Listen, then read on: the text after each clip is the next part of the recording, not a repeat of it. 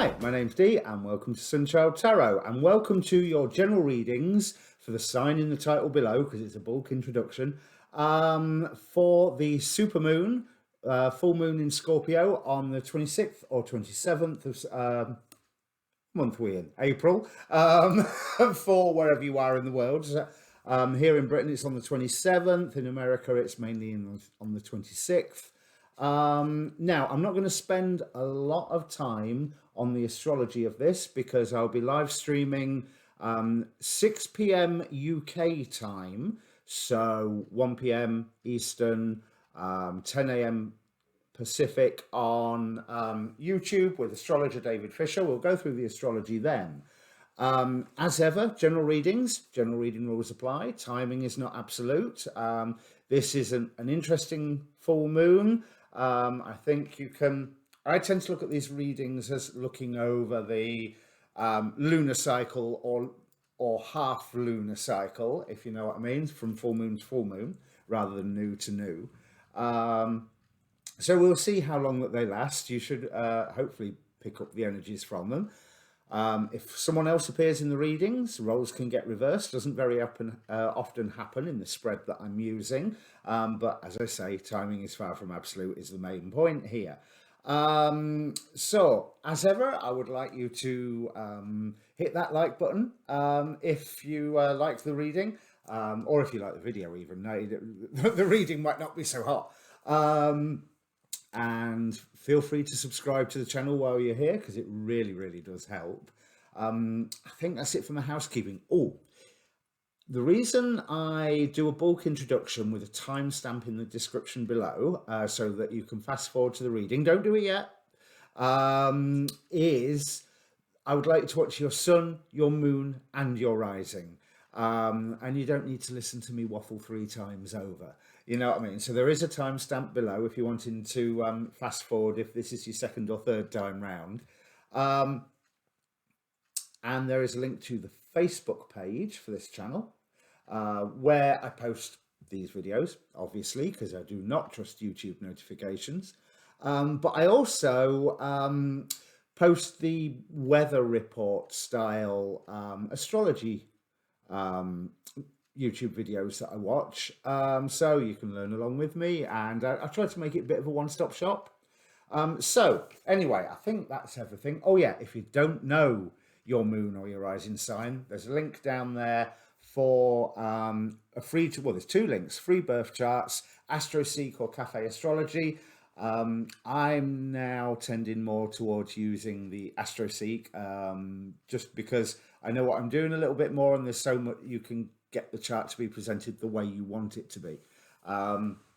So this full moon, it's an interesting one. It's ruled by the angel Jeliel. 7 degrees Scorpio is ruled by the angel Jeliel, who represents recapturing the spark and love and wisdom. Now, that recapturing the spark could mean the passion for a project, a field of research, or a person, you know. So there is that whole romantic element to it. There is a lot of, if you look into the positions of the planets and the degrees that they're holding and the degree symbols and what have you, there is a lot of sexual energy in this full moon, which figures with us just coming off the back of that Venus-Uranus conjunction, although again, that's about more than just relationships and sex lives. But what I've also found is interesting is the relationship to other new moons. Being in Scorpio, it represents transformation. Now, the moon, if my notes are correct, is in its fall in Scorpio anyway. But it's also, being in Scorpio, traditionally ruled by Mars. And Mars is just gone into Cancer. So the moon and Mars are in mutual reception. They're amping each other up. So I think there's any transformations that are begun more under or that are ongoing, I think it would be an even better way to put it, will have that little bit extra oomph. Now, Scorpio under modern rulership is ruled by Pluto. As we know, Pluto's still in Capricorn. But 7 degrees Scorpio is the site of the Pluto of harmonic convergence, which, if you know your hippie woo-woo, then that was a big event in the late, oh, I didn't write the date down, 87, 88, where there was this opening of all new energies coming onto the planet. So I think it's quite significant where this full moon is potentially giving us a chance to actually use those energies now. We've had plenty enough time since the 80s, late 80s, to assimilate to them. It's about time we use them. And also, the other thing I noticed is that it's on Aleister Crowley's Jupiter. Now, there was something else that was like really hocus pocusy with this full moon. I didn't write it down. I've forgotten what it was. But I would imagine this full moon would be great for full moon rituals. However, watch every single astrology forecast video I've posted on that YouTube page first. Do your research. Make sure that what you would be magically working towards, creatively visualizing, sat with a candle, what have you, is in line with the astrological energies that are there. Because I noticed the closer we get to the full moon, the astrologers' descriptions of this full moon are getting nicer and nicer. And there are some beautiful aspects to it. But there are also some quite traumatic aspects as well. So be careful what you ask for, because you might just get it. I think it's the, sometimes the genie is best left in the bottle. That's something that I think you really need to pay some attention to. Myself, I'm not planning any hocus pocus for the full moon this time. I'm just going to sit and let, I suppose the phrase would be trust the process. Allow the transformation energies to unfurl. Because for me, I was alive during harmonic convergence. So for me, this is really, really important. And it being on Aleister Crowley's Jupiter makes me think that magic at this time has a high chance of getting bigger. But it's Crowley, it's double-edged. Do you know what I mean? So you be very, very careful what you ask for. Now, I've also been reading a lot about Franz Barden and the entities he calls the degree heads, who are entities that inhabit each individual degree of the zodiac and can be evoked just like any spiritual entity or magical entity can be evoked, if you know about your evocation. Now, this one is, let me pronounce it correctly, Amelie. Now, Amelie, here's the description, protects man against all infectious diseases and causes him to look after himself so that he is at any time able to resist infection. If karmic reasons make it necessary, or if it lies in one's fate, this head, i.e. the entity Amelie, will not prevent an infection. Amelie teaches the magician many means of protection against the most diverse types of infectious diseases from the magical point of view. Since there exists also the possibility of mental or astral influences, Amelie also instructs the magician in this respect. He teaches him how to protect himself after having been made acquainted with special magical practices against negative astral influences and against influences of negative beings. So if you are going to try any hocus pocus with this full moon, talking to Amelie may not be a bad idea, given the situation of the world at the moment. Negative astral influences? Well, let's use the by now tiresome term of fake news. We've already seen what damage fake news can do. And infectious diseases. I wonder what's going on in the world that could relate to that. But apparently I can't say such things on YouTube. So I won't mention even the V word, never mind, the C word. Not that it makes the slightest bit of difference to me anyway, because is I am not yet monetized. But, you know, I'd like people to see the readings that follow this. Now, that is pretty much all that I'm wanting to talk about with the new moon, full moon. Apart from new moon, yes. Now, Scorpio transformation.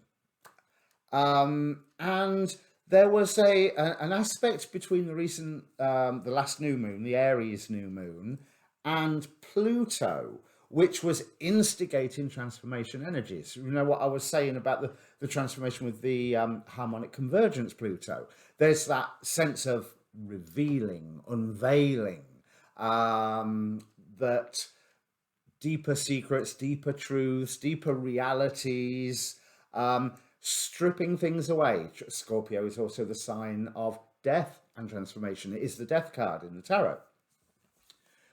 So, as I say, the death card in the tarot is not scary because if you get a job, it's the death of poverty. If you get a relationship, it's a death of loneliness. You know, so death is not necessarily bad, but you're watching a tarot reading anyway. So, apart from I'm not using tarot this, well, I am a bit. So you know this already. But there was transformation that was triggered by that Aries new moon. Not even triggered as in the seed was sown, but triggered as in, right, here is the energy to start it. Here, we seem to be clearing all the crap out that we found that's in the way of this transformation. It's like deciding to redecorate your kitchen and then you open a cupboard and find that you hadn't emptied it after all, and you need to empty this cupboard before you can do the next bit of work. So this full moon promises to be really, really useful and dramatic. Like I say, we're just coming off that Venus-Uranus conjunction, so I think that may be adding a little bit of spice into our lives one way or another. So, with no further ado, I don't think I've got anything more to add, and I'm trying to cut down these intros since we're doing the live streams. Yeah, the live stream may be shorter. I've said that already, haven't I? So, like, share, subscribe, and I'll bring up your cards. So, Aries, Sun, Moon, Rising, North Node, Venus, whichever. If you've watched these full moon gods at play readings before, then you know that this top row represents masks worn by the archons or the repressive forces that are designed to keep you separate from your higher self, your destiny, God, however which way you want to look at it.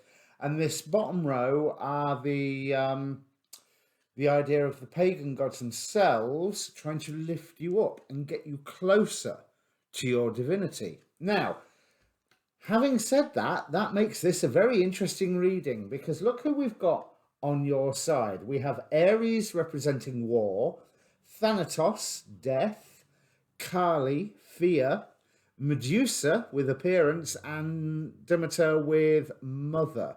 So out of all of those, it's Demeter or Demeter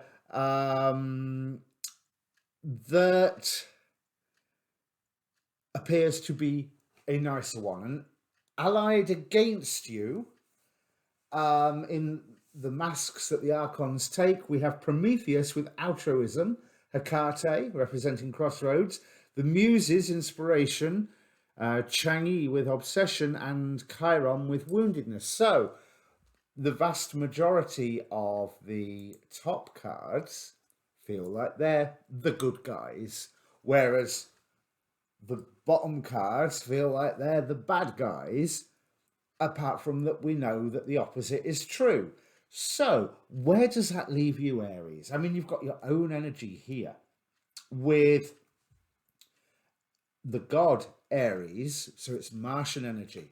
Yeah, representing war and combat and conflict.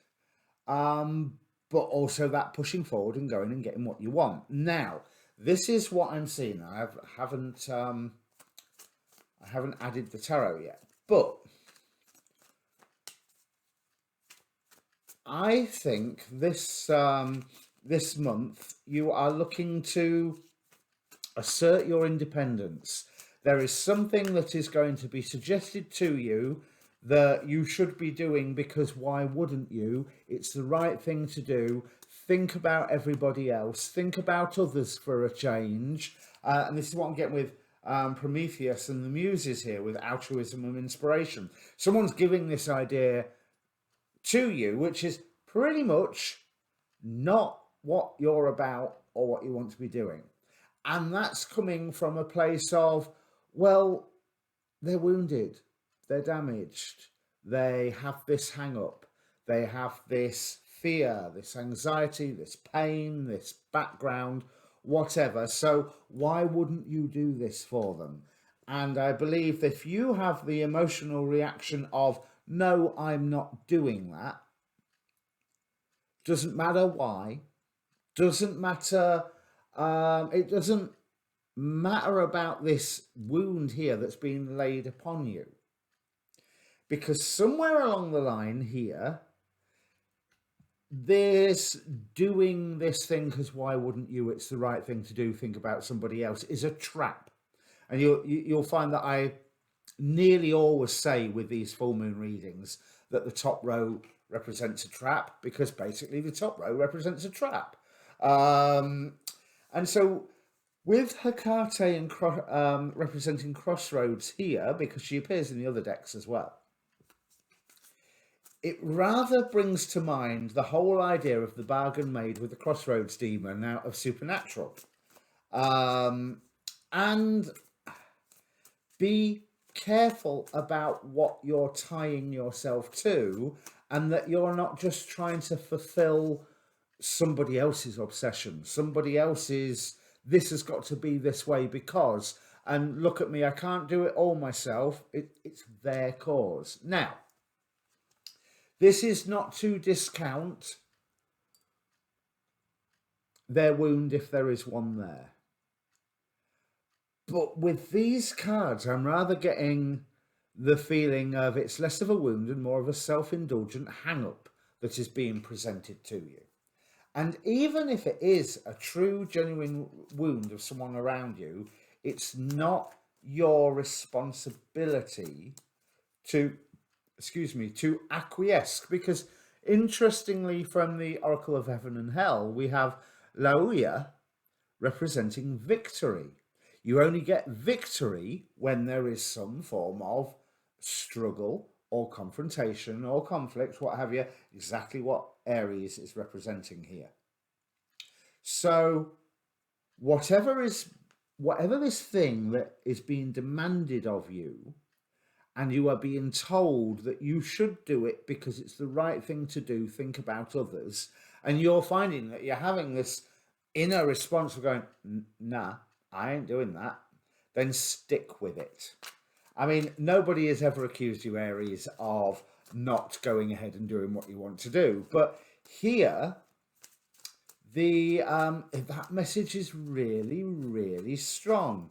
I think there is an element of, there's an element of somebody is scared of what it is that you are intending to do, or how you are intending to go forward, or, you know, there is fear in play. And right now, not a bad thing, because that fear is coming from you. But you think about Kali, she is, she's a destroyer, but she's a tester. She is someone that will test you.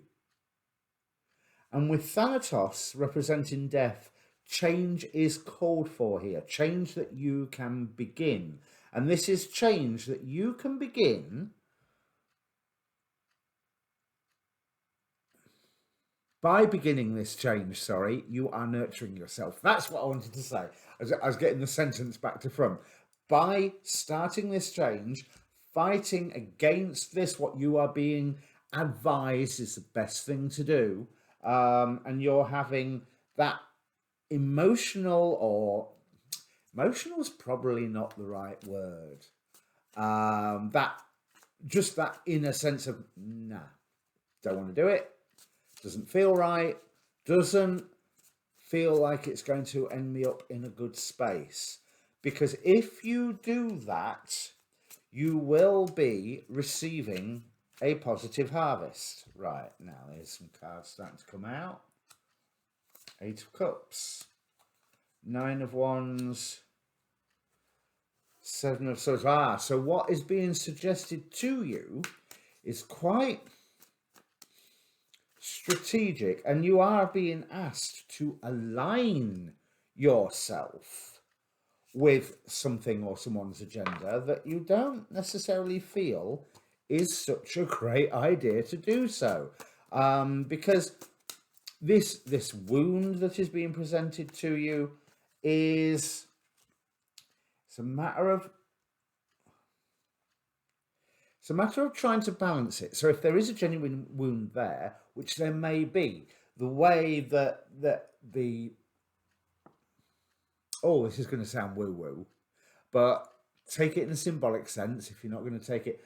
The way that the archons can work, or any good conspiracy or any good liar, they will use true things to hide other truths. So there may well be somebody here that has a pain, has a wound, but it's not for you to solve that. It is not for you right now to fight on their behalf.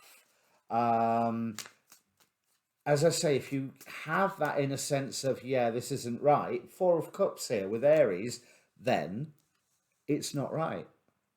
Go with that and do not allow yourself to be played. Simple as that. Do not allow yourself to be played. Because what I haven't mentioned yet, Medusa being here.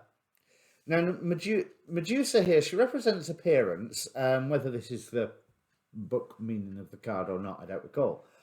But not everything is as it seems.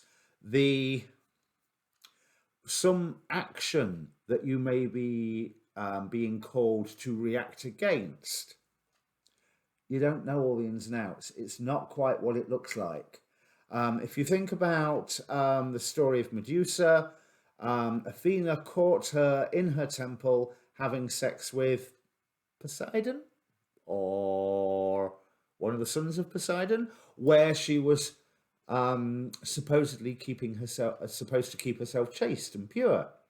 So Athena cursed her to become a Gorgon. That was a later introduction to the myth, interestingly. Beforehand, she was a Gorgon from birth. Who was it? I was just reading about this the other day. I forget the name of the author who was just really annoyed at the emperor. So just wanted to reframe a lot of the Greek myths. Was it Ovid? Yeah, anyway, irrelevant. That is the story, certainly with this card, that's the story that comes through. Ovid, if it is Ovid, Ovid's story. But that sense of another way of looking at that story is, from that point on, Athena gave Medusa the ability to defend herself by turning would-be aggressors into stone. And everybody else, unfortunately. But, you know, you can't have everything. But either way, the very fact that that story exists, being a later edition, is again another layer saying there is something else going on underneath, where you've got the history of Medusa being one of the Gorgons from birth. So whatever is presented to you, as much as it seems like, it appears like balance here, Temperance here for balance, 2 of Pentacles here, balance, but on the Archontic row, we have Chang'e with Obsession right next to Chiron. There's that sense of you are being asked to balance somebody else's issue and wound and hurt, which I'm not saying that would be a wrong thing to do, because in some circumstances that would be perfectly the right thing to do. Not this time. Not this time, because, as I say, not everything that you are learning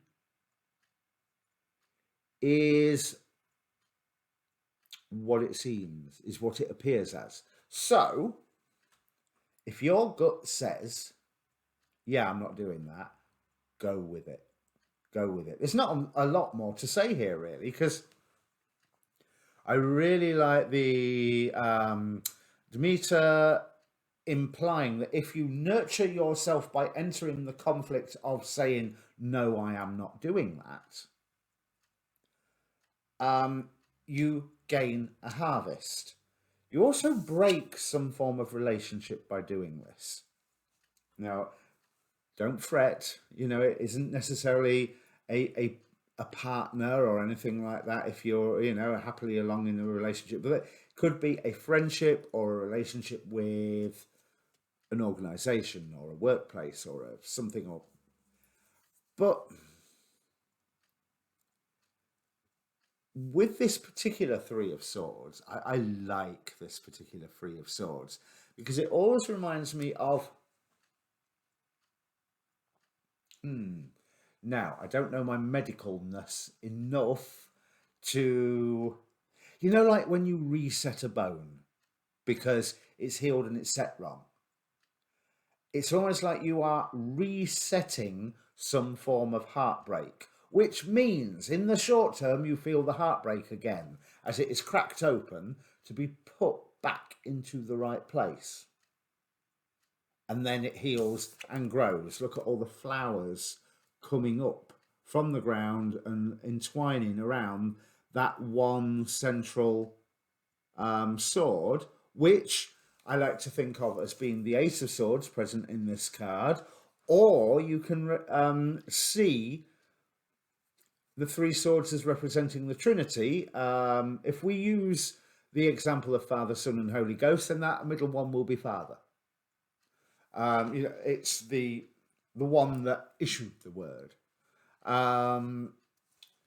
So there is guidance that is offered to you that you need to make a change and move ahead with a change. Now, here, I've no idea where I'm getting this bit from, but this change that you are being called to make, which involves this standing up and saying, no, I'm not doing that to whoever. That change, it's not something that you're not aware of. It's not something that you haven't many times sat there and gone, one day I won't do this anymore. So if you have said, one day I won't do this anymore, now's the day to not do it anymore. And that may well be scary. Yes, it will test your limits. However, Prince of Cups here really makes me think that the minute that you face the fear, the minute is probably a bit of an exaggeration, but the time when you face the fear, you step through that into something that makes you feel really more positive. But the fact that things don't appear as what they are, you can be locking yourself into a heavy burden by just accepting whatever story is presented to you at face value. Get that from Ten of Wands here. I think that's pretty much everything, Aries. So I'm going to call the reading Don't Get Played. So I will be live streaming. Well, I will be live streaming on Saturday night, but I'm undergoing some work on my mouth on Thursday, and I don't know how well I'll be able to talk, but we will have astrologer David Fisher on, who will hopefully be able to do the talking for me, whereas I may be there just going, God, assuming I can make such a distinct sound. Okay, so That would be something to look forward to, eh? Right, so come and see me the full moons, the monthlies when they come back. Like, share, subscribe, please, because it really does help. Um, if you press like, this is a reading that I think lots of Aries could do with seeing. Because, yeah, you can be headstrong Aries, but sometimes you can be too nice for your own good at the same time. And what you plough ahead forward with is what other people have, like, set you off going. It's almost like someone's wound you up and go, fetch, or go, whichever way you want to look at it. So, yeah, if it feels wrong, don't do it. Cheers.